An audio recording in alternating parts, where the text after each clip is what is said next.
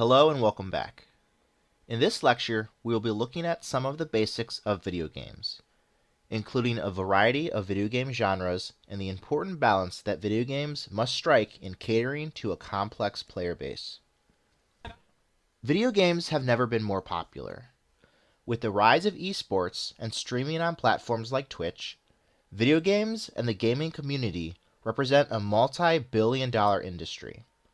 Televised tournaments of games like League of Legends and Counter-Strike Global Offensive bring in millions of viewers and offer competitive teams and players millions in prize money. These tournaments, taking place across the world, can be found televised by mainstream channels such as TBS and are supported by a variety of sponsors like Red Bull, Under Armour, and Gatorade. In the streaming world, the popular Fortnite gamer Ninja regularly brings in over 100,000 live viewers to his gameplay. Indeed, the following for both competitive and casual gaming shows no signs of slowing.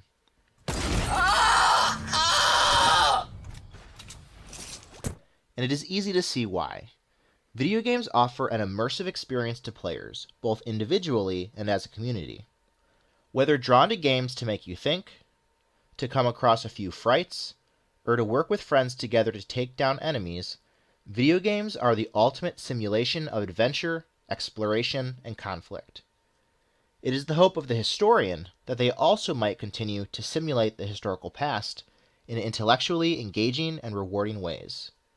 Yet whether intentional or not, it is undeniable that video games shape and define our own culture and our own cultural understanding of the past, present, and future. While it can be argued that at their core, video games are a product to be sold and marketed, the amount of pride, passion, and integrity that some designers and developers bring into their games allows some video games to offer more than just surface entertainment. Studios like Valve are known for creating games that truly serve as cultural icons. Ultimately, video games offer a tangible representation of our own imaginations, creating worlds in which you have the ability to slay monsters, rob banks, and fly spaceships. Sure you wouldn't rather take a seat? We'll be fine. If I still had fingers, they'd be crossed.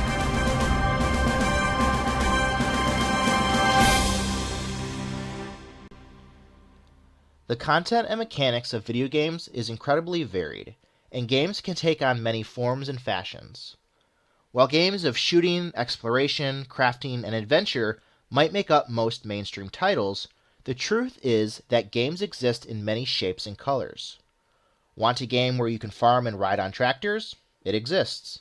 Want a game where you are a baby trying to kill yourself while dad is distracted with chores? This also exists. In looking at a number of video games throughout the course of the summer semester, I would like to focus on four main aspects of these video games: storyline, gameplay, game space, and content detail.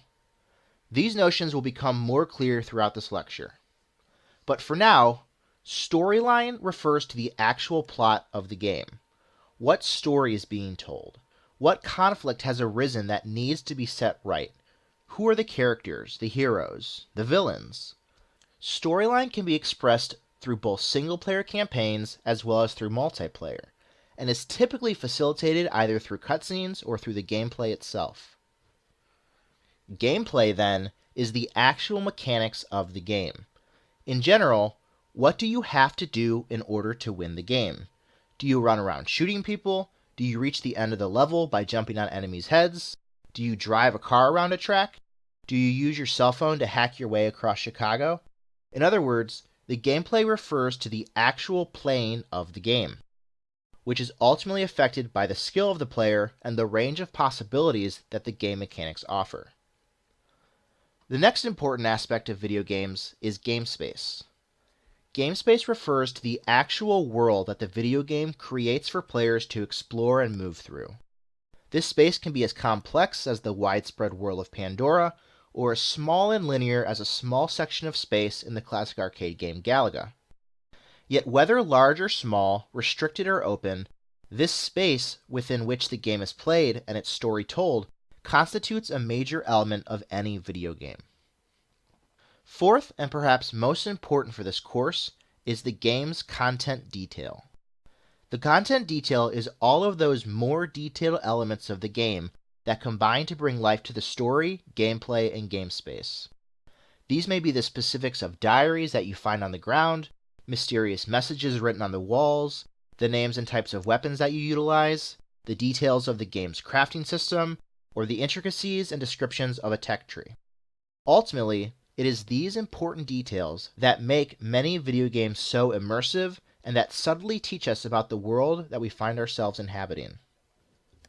These four main aspects of any video game are essential to understanding how the game operates and ultimately how well some games might be able to recreate historical periods and events, as well as offer players information, both directly and indirectly, about the historical past.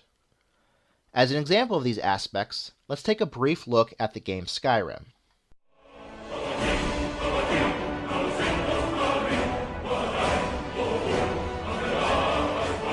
In this most famous edition of the Elder Scrolls series, players fight as the Dragonborn across the land of Skyrim to bring a bloody civil war between the Imperials and the Stormcloaks to an end, the result depending on which side you choose to support.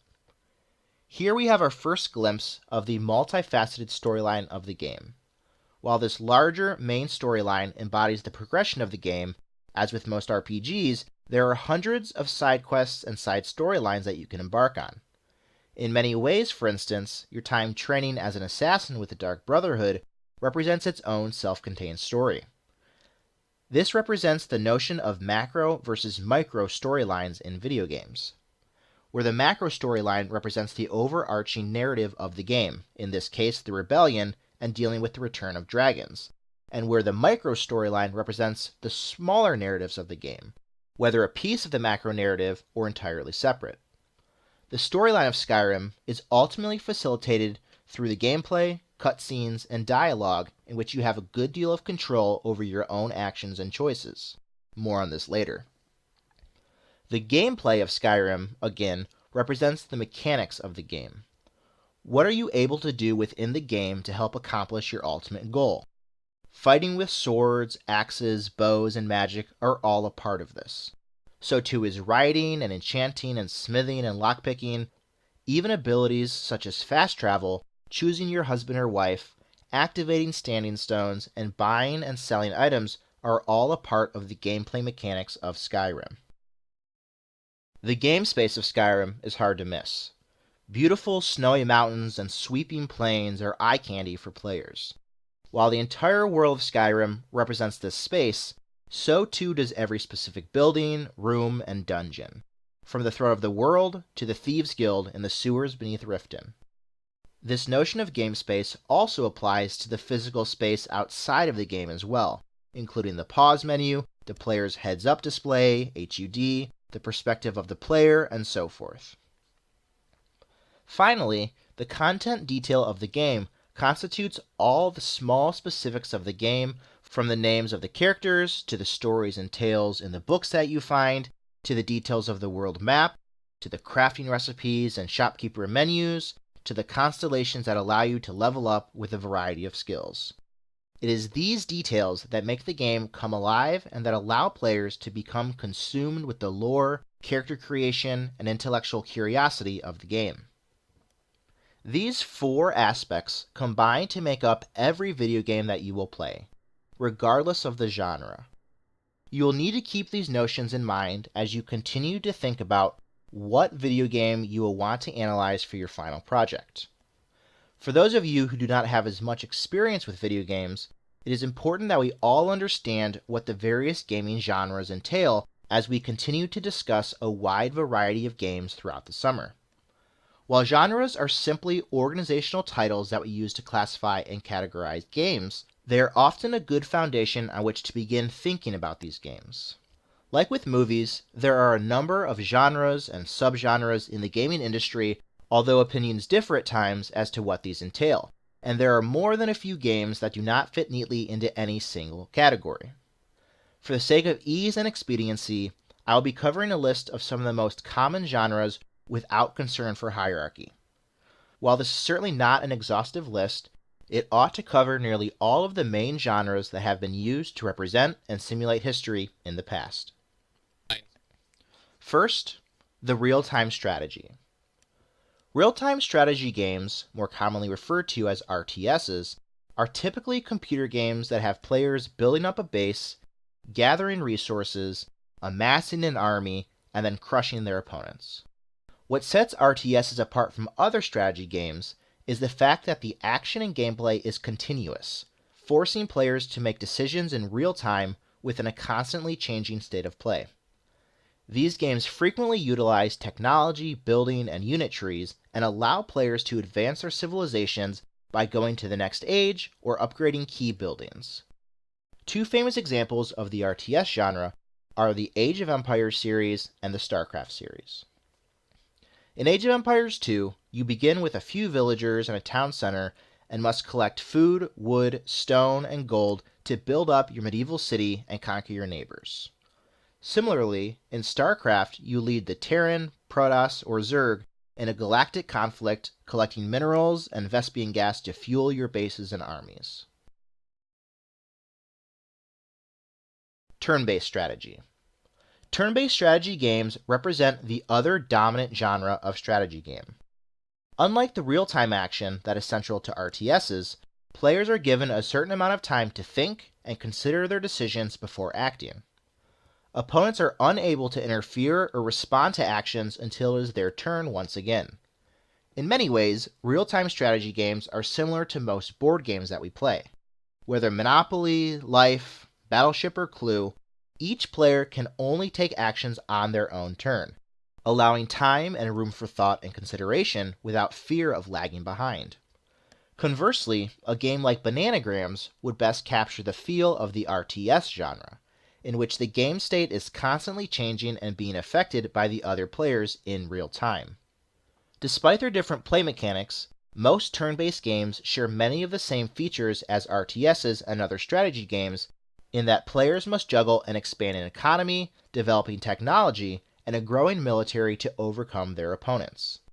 In Civilization V, for example, players begin with a single city and must grow their civilization by developing the surrounding countryside, researching technology, constructing buildings and wonders, and deciding whether to ultimately overcome their opponents through military, culture, or science.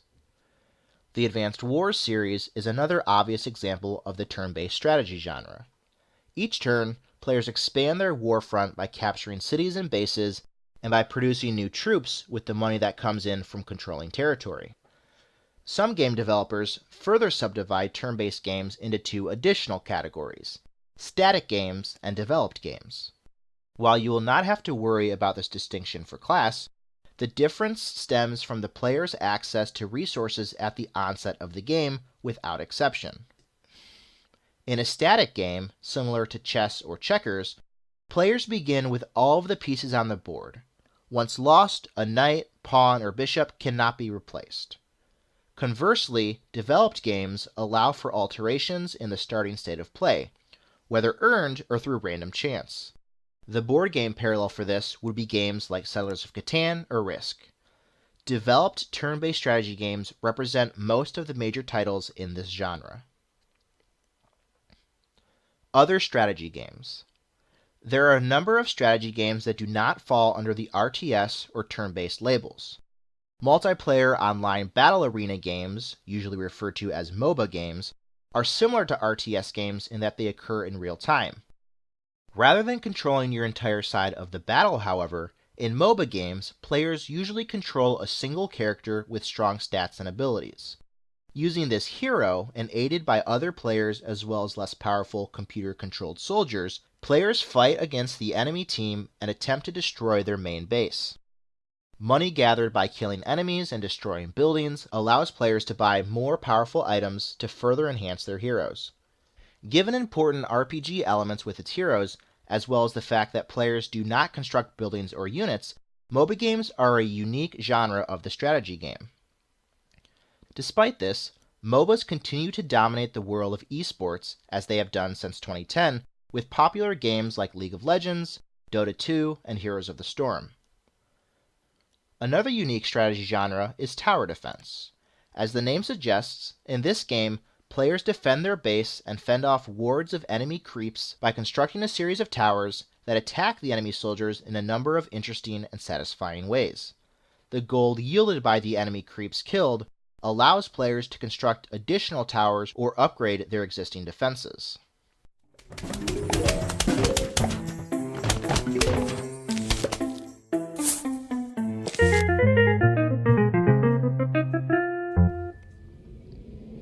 Action-adventure. Moving away from the strategy genre, action-adventure games typically have players controlling a title character in their quest to find treasure, rescue someone in need, or save the world from some evil power. Players must overcome enemies, bosses, obstacles, and challenges throughout their journey, usually by gathering items, exploring areas, and solving puzzles in addition to fighting. In terms of storyline, action-adventure games are typically linear, as they follow a set narrative, although there can be additional non-linear game modes attached to the game. Some examples from this well-known genre are the Legend of Zelda series and the Uncharted series. It is only through a combination of combat, problem-solving, and scavenging that the heroes are able to restore peace and balance to the world.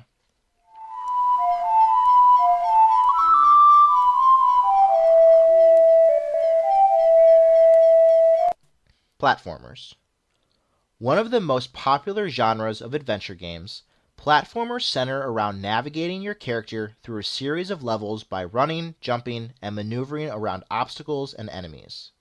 These levels usually contain a large number of pits and traps that players must avoid utilizing special movements and abilities. One classic example of the platformer genre is Super Mario Bros. Players must guide Mario through various levels across Mushroom Kingdom in his quest to save Princess Peach. Power-ups from mushrooms, stars, and flowers help Mario along his way. The Crash Bandicoot series also offers a great example of the platformer genre. Crash must jump, slide, and spin his way across a multitude of levels and time periods in order to collect enough gems and crystals to defeat the evil Dr. Neo Cortex. Shooting games. Made famous with games like GoldenEye, Halo, and Call of Duty, shooting games constitute one of the main action genres of the gaming world. While shooting elements make their way into games across many of these genres, shooting games are characterized by typically violent gameplay in which the main purpose and mechanics of the game is to eliminate enemies using firearms and occasionally melee weapons. Elements such as crafting, puzzle solving, and platforming are usually lacking from the genre, instead choosing to focus exclusively on firearm combat. These games are often played from the perspective of a soldier from one of two vantage points, either viewing the game from the eyes of the character themselves, first-person shooter, or from slightly behind the character, third-person shooter. First-person shooters, or FPSs, are the most common type of shooting game, comprising many of the most popular titles in this genre. Counter-Strike Global Offensive remains the most widely played and watched esports shooter, and other series such as Call of Duty and Halo have been among the best-selling video game franchises of all time. Third-person shooters have recently grown in popularity as well with games such as Tom Clancy's The Division. Third-person shooters are especially known for their ability to manipulate camera angles in ways impossible from the first-person perspective. The last main type of shooting game brought into the spotlight by Valve's Team Fortress series is the hero shooter. Not unlike the MOBA genre, in these games, players control a powerful hero with special abilities and powers, in addition to their firearm. Players work together as a small team to defeat the opposing heroes and accomplish their objective. While Team Fortress 2 remains popular, newer games such as Overwatch and Paladins have breathed new life into this area of the shooting genre. Survival games. Survival games have become increasingly popular during the last 10 years since the release of Minecraft in 2009. In the survival genre, players start the game in an unknown location with minimal food, resources, tools, and protection. Usually beginning with nothing more than an axe or a sword, players must collect wood, stone, and other resources to build shelter and eventually craft tools, weapons, and armor needed to survive in a harsh environment. Darkness often brings all sorts of creatures and monsters to threaten their survival. Players must survive for as many days as possible by exploring, scavenging, crafting, and fighting. This model, popularized by Minecraft, has since been built upon by games like Terraria and 7 Days to Die. Some survival games are made even more difficult with the addition of a game mechanic known as permadeath, in which death means an end to the game with no revivals or second chances. Don't you get it? If you die in the game, you die for real.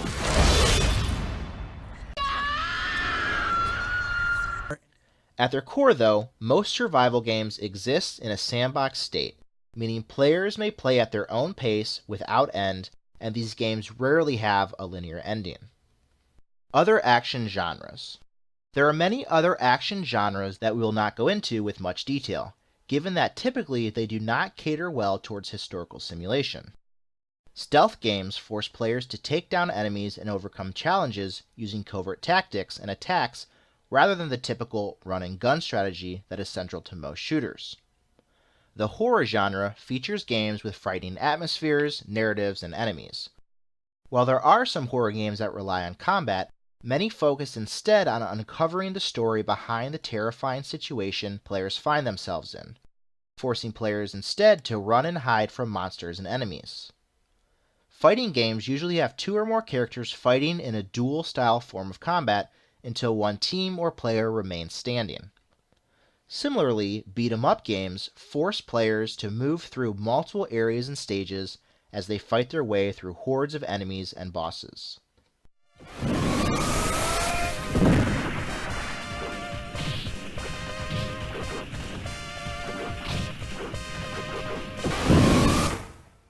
Role-playing games. Role-playing games, better known as RPGs, remains one of the most popular genres of video games in a variety of forms. As the name suggests, in these games, players take on the role of a character that they have created, named, and customized. Players then journey with that character and continue to shape their skills, attributes, gear, and personality as they gain experience and uncover new abilities and items. We will be looking at 3 main types of RPG games. First, the action RPG. Action RPGs incorporate elements of action games with the features of the role-playing genre. These games often focus heavily on combat and reduce the emphasis on non-combat attributes that sometimes appear within RPGs. Combat in the action RPG genre is usually fought in real time, forcing players to rely on skill, speed, and accuracy to win the day. These games are often linear in the nature of their storyline progression. The Diablo series remains one of the best examples of the action RPG genre at its finest. The second type of role-playing game is the open-world RPG. Also known as a sandbox RPG, open-world RPG games allow players a large amount of freedom and mobility in the game, both in terms of a very large game space in which to play, as well as a non-linear storyline progression. This genre usually sees a great many interactable non-player characters, NPCs, large maps to explore which represent an entire kingdom, continent, or world, and a massive amount of secondary content to experience outside of the main questline. As such, open-world RPG games often have the longest playtime of all single-player games. Titles like Skyrim and the Batman Arkham series are popular examples of this genre. The third type of RPG game is the massively multiplayer online role-playing game, usually simplified to MMORPG. Like the other RPG genres, MMORPGs find players completing quests, leveling up their characters, and acquiring more powerful weapons and gear. The key difference in this game type, however, is that the player is just one of hundreds or thousands of players interacting with one another within a large world in real time. While World of Warcraft remains the most popular and widely played MMORPG, other titles such as RuneScape and Star Wars: The Old Republic continue to draw millions of players as well.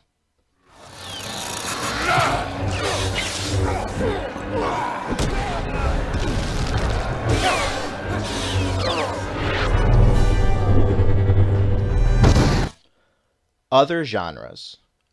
As mentioned previously, there are a good deal of genres that will not be discussed in depth here as they are not as relevant for the course. Genres such as rhythm, board games, sports and racing, trivia and logic, card games, casino games, and so forth all have an important place in the video game industry, but less so for our class. Given the almost limitless creative potential of video games, there are also games that do not fit clearly into one genre or that are best defined as cross-genre games. Games like Fortnite and Battleground PlayerUnknown combine elements of the survival genre as well as the shooting genre. The Total War series is likewise famous for its mixing of both turn-based and real-time strategy elements. While it is important to consider the strengths and weaknesses of these various genres for simulating the historical past, we must also not box ourselves into a single static category. With a better understanding of the various aspects of video games as well as some of the genres that make up this industry, we now turn to one of the foundational questions for this course. Why video games? What is it about video games that allows this popular medium to be so potentially effective at simulating the historical past? More so than movies or television, and in some ways even more so than books. While their popularity certainly gives video games great cultural reach, the unique factor that makes video games so potent as an educational tool is player choice. At the core of nearly every video game is the importance of choice. The choice can be in the gameplay, whether to dodge left or right. It can be in the details of the game, whether to research masonry or sailing, and it can even be in the narrative itself, whether to aid one ally or another.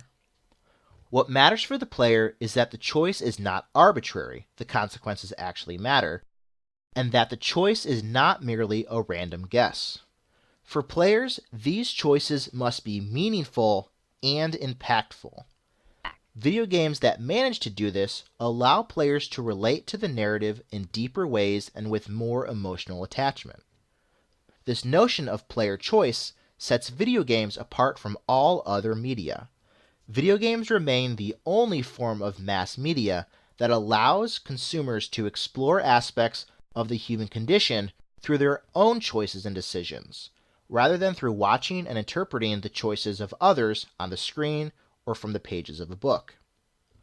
Choice remains at the core of all video games in terms of both skill and narrative, and our choices reveal a great deal about ourselves. The outcomes of player choices in video games can vary to a large degree. Choosing to leave cover too early might only mean taking some damage or getting killed and having to restart at the last checkpoint. Sometimes, though, similar actions can result in much more serious consequences. Losing team members in games like XCOM, Fire Emblem, or Darkest Dungeon means losing them for good. Thus, the decision to shoot an enemy in XCOM 2 is made much more cautiously than in Call of Duty, as the stakes are much higher. This becomes even more painstaking when your own character is at risk, as in permadeath games.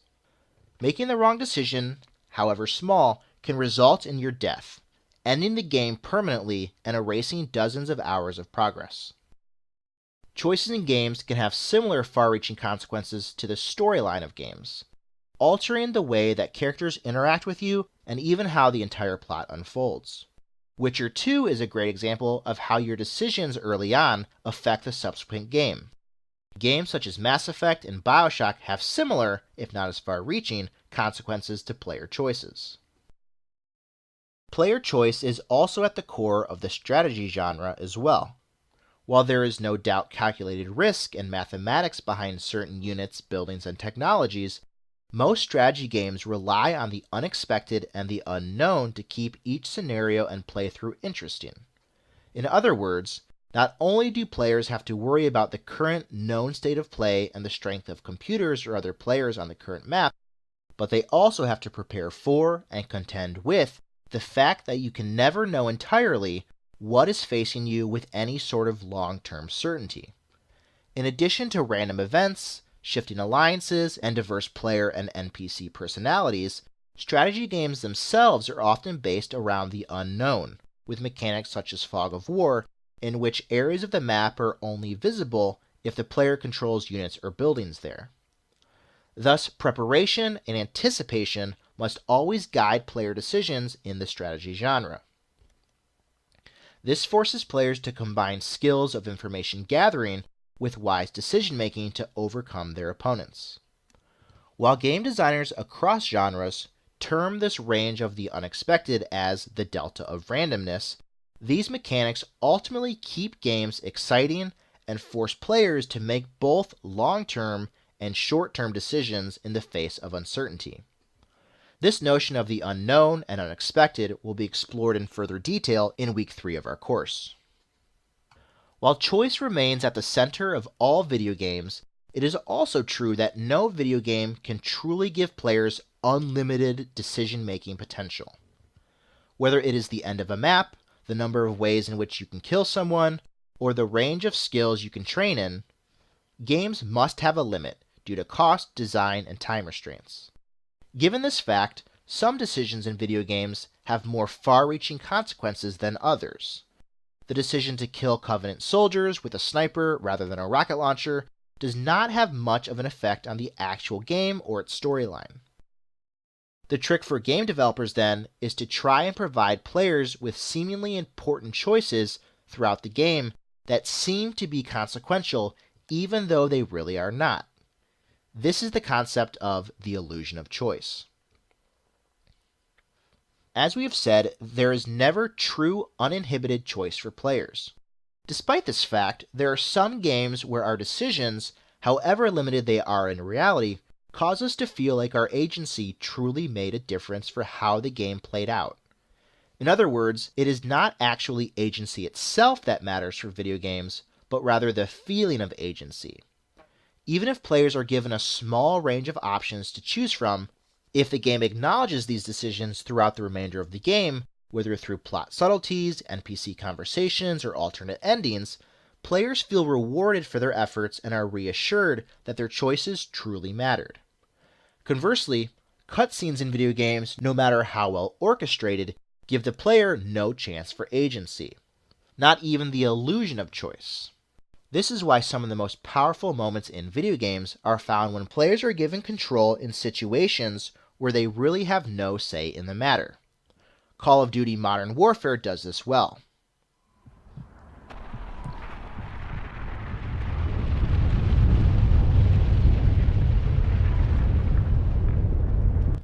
The first BioShock also creates one of the most memorable twists in video game history by allowing players to continue playing with limited options.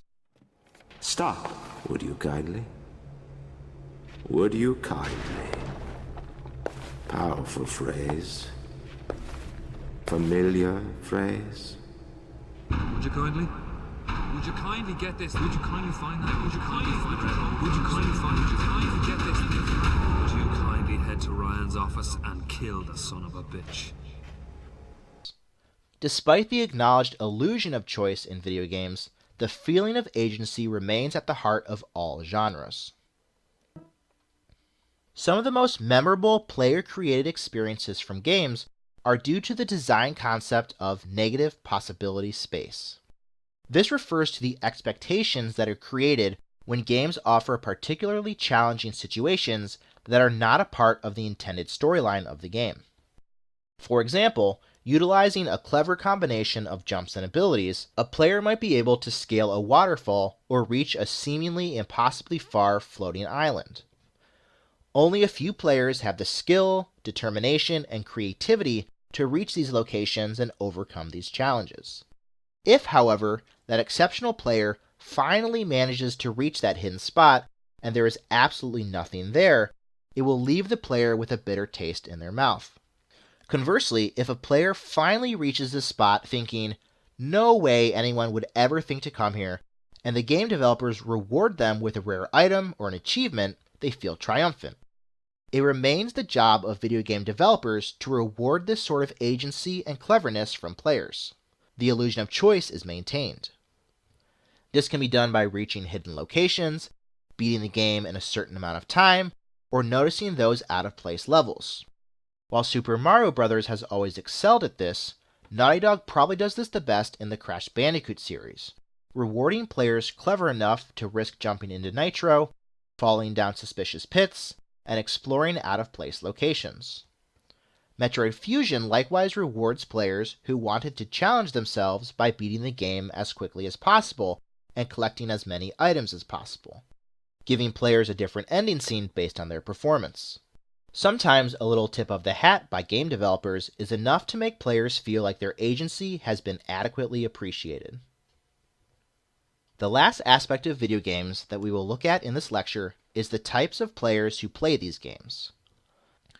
The most famous study on gamer types came from a 1996 paper written by Richard Bartle, a British professor and game researcher at the University of Essex. In watching and studying video game players during the years prior, Bartle eventually conducted a study in which he asked gamers what they hoped to achieve from a video game.